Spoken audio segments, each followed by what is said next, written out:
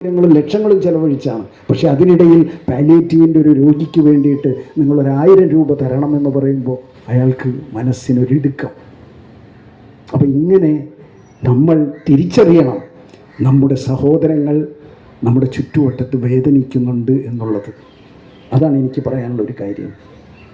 അപ്പോൾ ഇന്നത്തെ നമ്മുടെ ജനുവരി 15 പാലിയേറ്റീവ് കെയർ ദിനത്തിൻ്റെ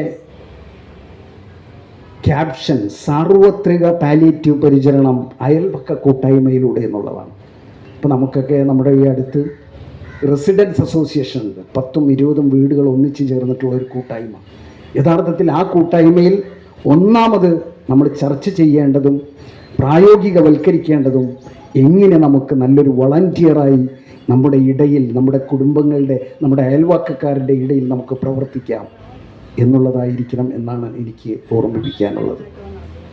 പിന്നെ രണ്ടാമത്തെ ഒരു കാര്യം, വളരെ പ്രധാനപ്പെട്ട ഒരു കാര്യം എനിക്ക് പറയാനുള്ളത്, ആ ഫോട്ടോയിൽ കാണുന്ന വേണു കുന്നപ്പള്ളി, അദ്ദേഹം നിങ്ങളൊക്കെ സുപരിചിതനായിരിക്കും. 2018 എന്ന് പറയുന്ന സിനിമ നിർമ്മിച്ച മാളികപ്പുറം എന്ന് പറയുന്ന ആദ്യത്തെ സിനിമ, അതിനുശേഷം ഇപ്പോൾ രേഖാചിത്രം എന്ന് പറഞ്ഞ് നടത്തുന്ന വിജയിച്ച. അപ്പോൾ ഞാൻ അന്ന് മാളികപ്പുറത്തിൻ്റെ ഷൂട്ടിംഗ് നടന്നുകൊണ്ടിരിക്കുന്ന സമയത്ത് എൻ്റെ സുഹൃത്തായിട്ടുള്ള എൻ്റെ സഹപാഠിയോട് ഞാൻ പറഞ്ഞു, ഞാൻ ചെറായി രാമോർമയിലാണ് പഠിച്ചിരുന്നത്. അവിടെ ഒരു പാലിയേറ്റീവ്, അതായത് പൂർവ്വ വിദ്യാർത്ഥി കൂട്ടായ്മയിൽ ഒരു പാലിയേറ്റീവ് ക്ലിനിക്ക് നമുക്ക് ഫോം ചെയ്യണം. പള്ളിപ്പുറം പഞ്ചായത്തിൻ്റെ ഭാഗം തന്നെയാണ്. കുറേ ആളുകളൊക്കെ, കുറേ സഹപാഠികളൊക്കെ മുന്നോട്ട് വന്നു. പക്ഷേ നമ്മുടെ പള്ളിപ്പുറത്ത് പോലെ ഡെഡിക്കേറ്റഡ് ആയിട്ടുള്ള, നിസ്വാർത്ഥരായിട്ടുള്ള ഒരു കൂട്ടം, ഒരു ടീം അവിടെ ഉണ്ടായില്ല എന്നുള്ളത് വളരെ ദൗർഭാഗ്യകരമായ കാര്യമായി പോയി. അത് ഉദ്ഘാടനമൊക്കെ കഴിഞ്ഞു. പക്ഷേ ഫീൽഡിലിറങ്ങി പ്രവർത്തിക്കാൻ മനസ്സാന്നിധ്യമുള്ള, കാരുണ്യമുള്ള ഒരു കൂട്ടം മുന്നോട്ട് വരാതെ പോയി. ദൗർഭാഗ്യകരെന്ന് പറയട്ടെ.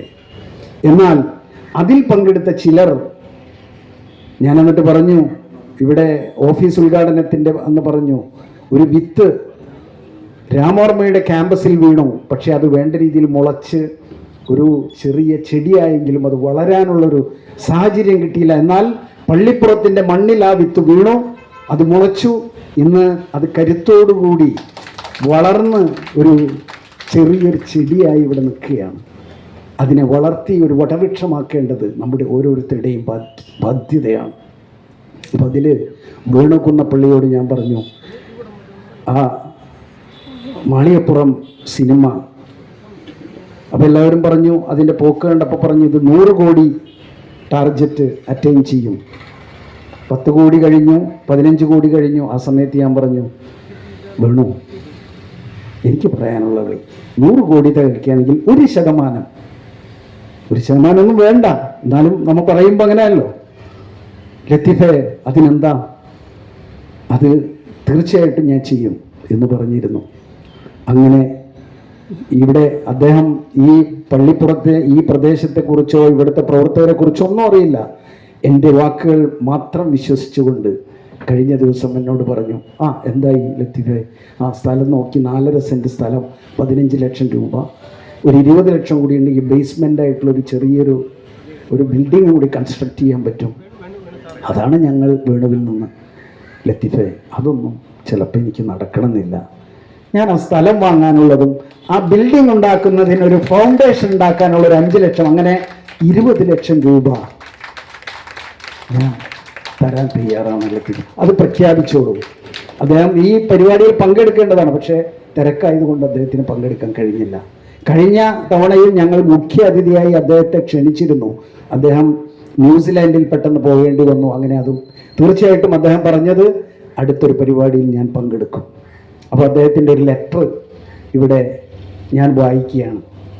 അല്ല റസീന, ഇതിൽ വായിച്ചോളൂ.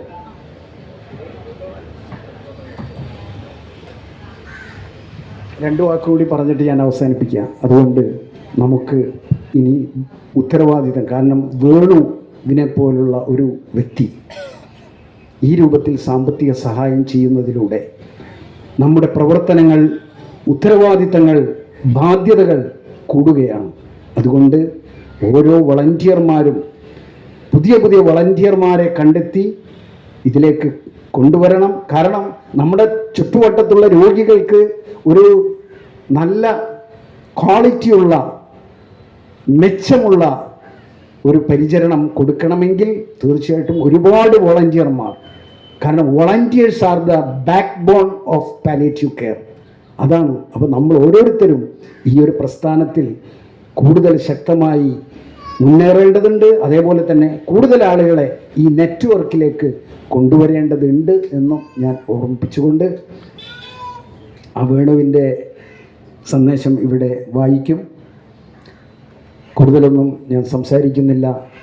നമുക്ക് അടുത്ത ഭാവിയിൽ ഇതിനേക്കാളും നല്ല രീതിയിലുള്ള മെച്ചപ്പെട്ട പ്രവർത്തനങ്ങൾ നടത്താൻ കഴിയട്ടെ എന്ന് ആത്മാർത്ഥമായി സർവേശ്വരനായ ദൈവത്തോട് പ്രാർത്ഥിച്ചുകൊണ്ട് എൻ്റെ എളിയ വാക്കുകൾ ഉപസംഹരിക്കുന്നു. നമസ്കാരം.